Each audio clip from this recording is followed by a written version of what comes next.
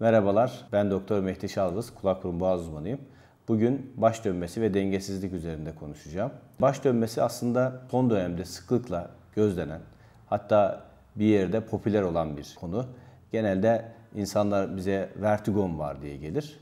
Ama aslında vertigo kelime anlamıyla tam olarak baş dönmesini ifade eder. Bir hastalık değildir vertigo. Vertigo bir hareket illüzyonudur. Yani başka bir deyişle bir hastalığın sonucu olarak insanların çoğunlukla etrafın döndüğü şekilde algılar ya da bazen başın içinde dönme olması, yerin ayağının altından kayması ya da duvarların dalgalanması şeklinde ifade edebilirler. Denge iki ayak üzerinde duran insan olduğu için yaşamsal bir fonksiyona sahiptir ve dengemizi koruyabilmek için beynimize bir takım bilgilerin gelmesi lazım. Bunlar kulaktan, gözden ve proprioseptif dediğimiz derin duyudandır. Tabii gelen bu bilgiler beyinde, beyincikte değerlendirildikten sonra hareket, reaksiyon şeklinde bir output, çıktısı olur. Yani hareket ederiz, sağa sola döneriz, eğilip doğruluruz. Tabii bu sırada pozisyon ya da hareketimiz hakkında bir algı, bir bilgi oluşur. Bunlarla ilgili yani göz, kulak, beyin, beyincik ya da derin duyu ile ilgili oluşabilecek herhangi bir sıkıntı baş dönmesi ve dengesizlik olarak ortaya çıkabilir.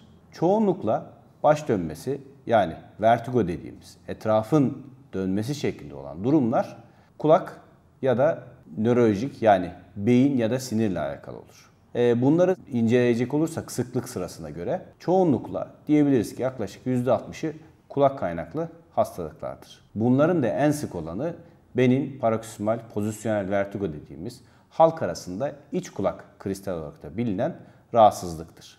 Bunu kulak hastalıkları olarak Meniere yani iç kulak tansiyonu, vestibüler nöronit yani iç kulağa gelen denge sinirindeki iltihaplanma ve labirentit dediğimiz iç kulağın kendisinin iltihaplanması olarak sıralar. Nörolojik yani beyinle ilgili problemler bunlar da çok çeşitlidir. Baş dönmesi beyinde bir damarın tıkanıklığı ya da bir damar darlığını ya da beyin içerisindeki bir tümöral durum gibi sevimsiz bir hastalığın ön belirtisi olabileceği gibi daha çok karşımıza migrenin bir başka versiyonu, varyantı olarak ortaya çıkmaktadır. Migren tabii bildiğiniz gibi klasik olarak şiddetli baş ağrısıyla karakterize bir hastalık olur. Fakat bazı durumlarda baş ağrısı eşlik etmeksizin baş dönmeleri yani vertigo, migren kaynaklı olabilir ki bu hemen hemen vertigo nedeniyle hastaneye ya da doktora vuran hastaların yaklaşık %20'sini oluşturmaktadır. Bu şekilde düşünüldüğünde vertigosu olan bir insanın yani baş dönmesi olan bir insanın öncelikle bir kulak burun boğaz hekimine veya nöroloji hekimine başvurması uygun olacaktır. Bu şekilde tanı aşamasına başlamaktayız. Kulak kaynaklı vertigo neden olan hastalıklar oldukça şiddetli, ani başlar. Çoğunlukla bulantı kusma eşlik etmektedir. Bazen işitme kaybı da eşlik edebilir. Bunlar çok şiddetli başlayıp günler sürecek kadar uzun olabilir ya da saatler aralığında ya da dakikalar halinde ataklar halinde gelebilir. Ancak vertigoya bir görme kaybı, çift görme, yüzün ya da vücudun bir tarafındaki uyuşukluk, his kaybı ya da güç kaybı eşlik ediyorsa daha çok nörolojik hastalıklar düşünülmelidir. Vertigoyu senkop gibi yani bayılma gibi hastalıklardan ayırt etmek lazım. Bu tür durumlar daha çok kardiyolojik yani kalple ilgili, tansiyonla ilgili ya da dahili problemlerde olur. Yani bu durumda başın dönmesiyle beraber bilinç kaybı oluşmaktadır. Vertigonun genel geçer bir tedavisi yok. Çünkü vertigo başlı başına bir hastalık olmadığı için vertigoya sebep olan hastalıkları teşhis etmek lazım. Bu oldukça zor olabilir. Zaman zaman teşhisinde ya da tedavisinde zorlandığımız durumlar olabilir. Fakat bu vertigo ile ilgili uzmanlaşmış hastane hekimlere başvurduğunuzda yeterli ekipmanın, donanımın, tecrübenin olduğu yerde diyebiliriz ki vertigo hemen hemen %100 tanı konulabilir bir hastalıktır. Böyle olunca da tedavisi mümkündür.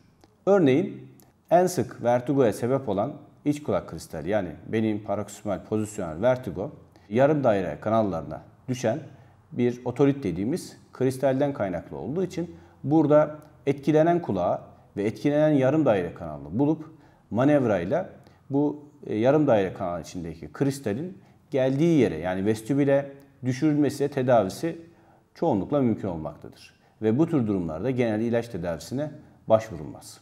Ancak migren gibi, meniyer gibi durumlarda vertigonun tedavisi hastalığa yönelik medikal tedavidir. Yani ilaç tedavisiyle başlamaktadır. Zaman zaman bazı durumlarda, özellikle meniyer hastalıklarında ilaç tedavisi yetersiz kalabilir. Bu durumda kulağa iğne yapmak ya da çok sık medikal tedaviye cevap vermeyen durumlarda cerrahi tedavi uygulanabilmektedir. Bunun dışında kulakta fonksiyon kaybına, kalıcı bir hasara sebep olan durumlarda vestibüler rehabilitasyon tedavisi uygulamaktayız. Nedir vestibüler rehabilitasyonu?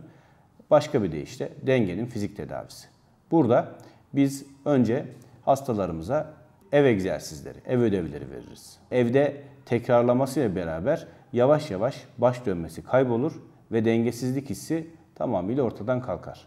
Fakat bazı durumlarda, özellikle ileri yaş hastalarımızda düşme riski olduğundan ve bu hastalarımızın rehabilitasyonu zor olduğundan dolayı biz bu vestibüler rehabilitasyonu klinik, yani hastane ortamında vermekteyiz. Vertigoda unutulmaması gereken, son olarak söylemek istediğim şey, tedavisi mümkün olan bir hastalıktır. Son olarak bilinmelidir ki vertigo zaman zaman tanısında ve tedavisinde zorluk gösterilmesine rağmen tedavisi mümkündür. Sağlıklı günler diliyorum.